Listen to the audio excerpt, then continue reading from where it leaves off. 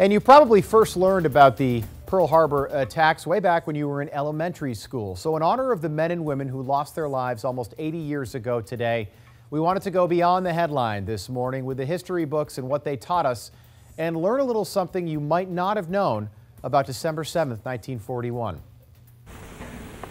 December 7th, 1941, a date which will live in infamy.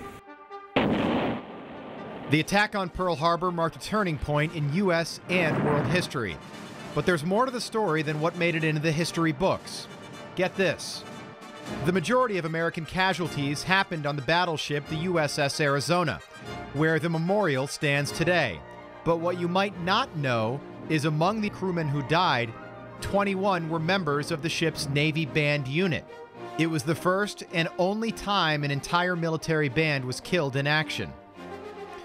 And when you think of war casualties, you probably think of brave young men and women.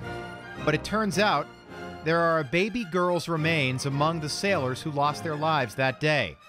Her name was Nancy Lynn Wagner. She was not killed in the attack.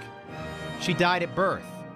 And when her grieving father was deployed to Pearl Harbor, he brought her ashes, planning to scatter them at sea.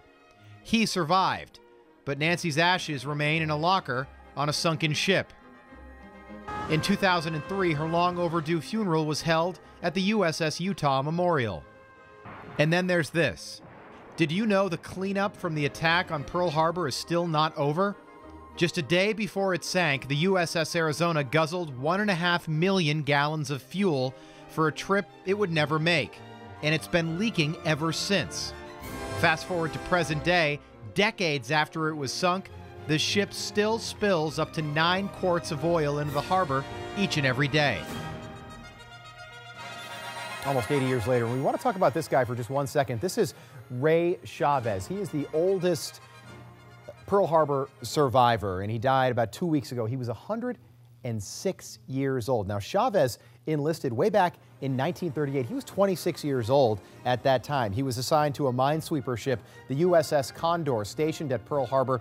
At 3:45 a.m. on December 7th, 1941, Chavez's ship spotted a Japanese submarine and notified another ship, which then fired what turned out to be the first shots of that battle. After that, Chavez went home to Iwo Beach, and hours later, Japanese bombers launched their surprise attack on Pearl Harbor. He found out about it when his wife woke him up and showed him the smoke that was billowing over Pearl Harbor. Over the course of the war, Chavez rose to the rank of chief and fought in 8 different battles at sea. Right up until his passing, Chavez was honored for his service. In May, he was invited to the White House for a Memorial Day commemoration ceremony.